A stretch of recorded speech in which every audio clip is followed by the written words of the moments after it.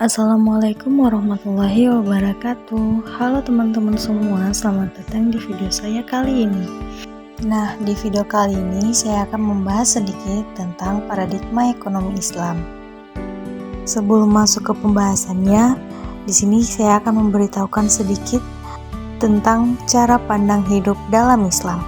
Seperti yang teman-teman tahu, Islam adalah agama yang komprehensif dan cara yang terintegrasi dalam berkehidupan, yang tidak hanya mengatur hubungan manusia dengan Tuhannya, tetapi juga termasuk tindakan ibadah, moral individu, hukum sosial, hukum pidana, dan lain sebagainya. Islam juga mengatur dan menyelesaikan permasalahan di seputar hubungan manusia dan dirinya sendiri. Inilah wujud dari kesempurnaan ajaran Islam. Wujud kesempurnaan ajaran Islam tersebut tercermin dalam ibadah mahdah, semisal sholat, saum atau puasa, haji, berdoa, zakat, dan ibadah-ibadah ritual lainnya yang merupakan wujud aturan bagi manusia dalam berhubungan langsung dengan Allah Subhanahu wa Ta'ala, serta perilaku-perilaku seperti berakhlakul karimah atau berperilaku jujur, berkata jujur, amanah, dan menepati janji, serta memakan makanan yang halal, memakai pakaian yang rapi, yang menutup aurat. Itu adalah di antara wujud aturan saat manusia berhubungan dengan Tuhannya, yaitu Allah Subhanahu wa Ta'ala. Serta kelebihan manusia dibandingkan makhluk ciptaan Allah Subhanahu wa Ta'ala lainnya adalah terletak pada akal dan pikiran. Manusia dikaruniai akal oleh Allah Subhanahu wa Ta'ala yang memiliki fungsi untuk membedakan yang salah dan yang benar, serta menganalisis sesuatu yang kemampuannya sangat luas. Maka manusia sesungguhnya harus memperhatikan prinsip-prinsip kehidupan yang seimbang dan pertengahan dengan menggunakan akalnya untuk berpikir agar memilih jalan hidup yang diridai oleh Allah Subhanahu wa Ta'ala.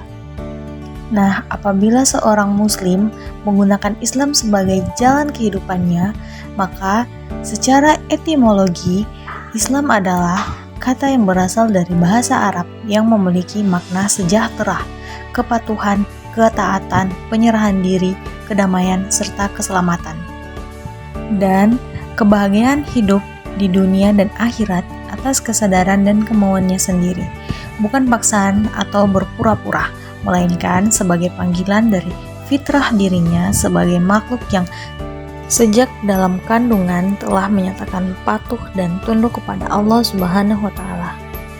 Nah, apabila secara teoritis Islam adalah agama yang diwahyukan Tuhan kepada manusia melalui Nabi Muhammad SAW sebagai Rasul, Islam pada hakikatnya membawa ajaran yang bukan hanya mengenai berbagai segi dari kehidupan manusia.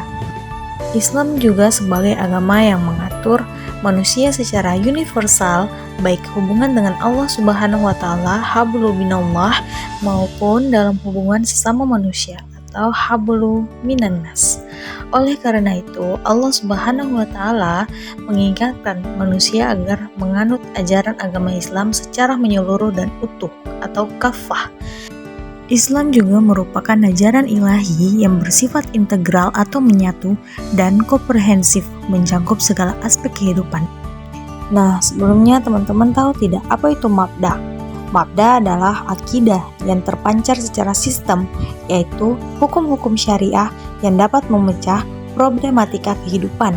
Sebagai agama yang mabda, Islam adalah ajaran yang meliputi akidah dan syariah, yang mana syariah ini berfungsi sebagai solusi atas berbagai problem kehidupan manusia, baik yang berkaitan dengan hubungan manusia dengan Allah Subhanahu wa Ta'ala seperti ibadah mahdah, dan hubungan manusia dengan sesamanya seperti ekonomi, politik, sosial, pendidikan, maupun hubungan manusia dengan dirinya sendiri seperti akhlak, makanan, dan pakaian.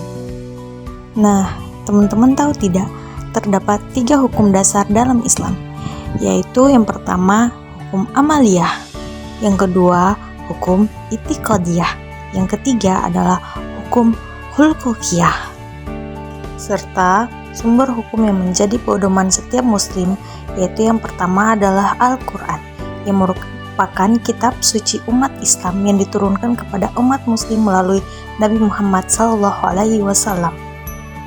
Dan yang kedua ada sunnah.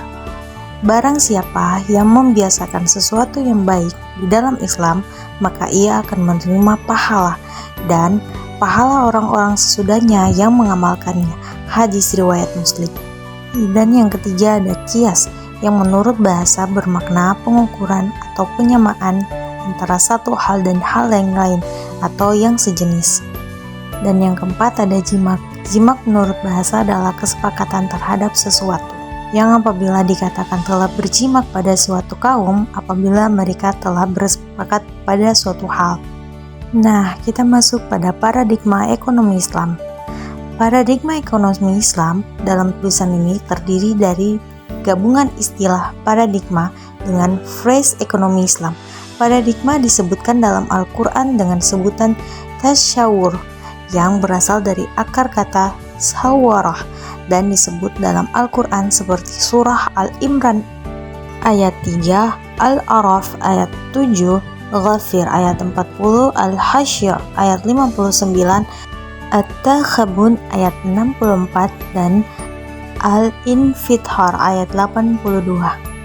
Ekonomi Islam didefinisikan sebagai ilmu dan penggunaan perintah dan aturan syariah untuk melindungi dari ketidakadilan dalam pengadaan dan penggunaan sumber daya alam, untuk bertujuan memenuhi kebutuhan manusia dan untuk memungkinkan mereka untuk menjalankan tanggung jawabnya kepada Allah Subhanahu wa Ta'ala. Menurut Masudul Alam Khudri, ekonomi Islam adalah studi sejarah, empiris dan teoritis yang akan dianalisis kebutuhan manusia dan masyarakat dalam bimbingan sistem nilai-nilai Islam. Terdapat berbagai aliran dalam proses pembentukan pola pemikiran ekonomi Islam. Tren pemikiran ini dikelompokkan menjadi dua pola pikir. Yang pertama, aliran akomodatif modifikasi, dan yang kedua yaitu aliran ekonomi Islam yang berpegang bahwa ekonomi Islam adalah harus lahir dari tasyawur atau Islam itu sendiri. Menurut pemikiran Muhammad Abdul Manan, menggunakan pendekatan elektik dengan mengadopsi pemikiran ekonomi barat. Sedangkan Muhammad Najatullah Siddiqi menggunakan pendekatan ekonomi neoklasik dengan fikih. Nah, dari pembahasan tadi diambil kesimpulan bahwa paradigma ekonomi Islam adalah gambaran komprehensif dan esensial tentang ekonomi Islam yang bertujuan untuk menjelaskan konsep dengan benar dan teliti, sehingga menjadi dasar untuk semua pengadaan, penggunaan, atau kegiatan manajemen sumber.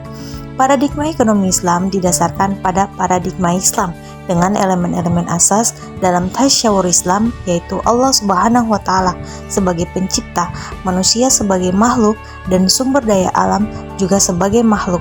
Paradigma ekonomi Islam lahir dan dibentuk dari dua sumber utama, yaitu nakli atau wahyu dan akli atau ijtihad. Sumber nakli adalah Al-Quran dan al-wahyu, al-matlu, wahyu yang dibaca, dan al-sunnah atau al-wahyu, zahir, al-matlu atau wahyu yang tidak dibaca. Baik, itu dia sedikit pembahasan kali ini tentang paradigma ekonomi Islam. Semoga informasi tadi dapat memberikan manfaat buat teman-teman sekalian. Sekian dari video kali ini. Wassalamualaikum warahmatullahi wabarakatuh.